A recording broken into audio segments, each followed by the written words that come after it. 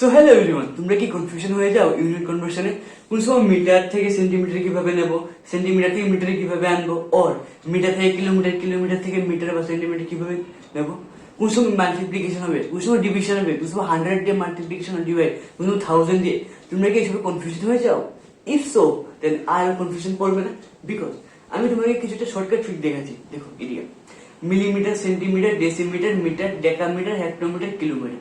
ঠিক আছে, আমি তোমাদেরকে একটা গল্প বলছি। আকাশের মধ্যে কি ঘুড়ি উড়াও না, কাইট?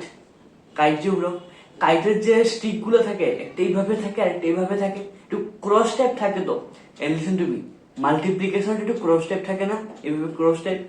লিসেন টু মি, একটা শর্টকাট ট্রিক বলছি। কাইটের ক্রস আর মাল্টিপ্লিকেশনের ক্রস, এই দুটো নিয়ে একসঙ্গে সিমিলার করে ফেলো।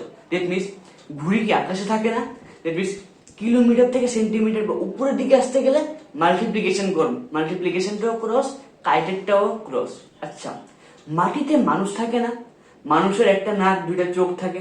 মানুষ এইভাবে পরে যায়, নাকটা এভাবে হয়ে যায়, চোখগুলো এভাবে হয়ে যায়। দ্যাট মিনস ডিভিশনের মতো কিছু দেখতে লাগছে না?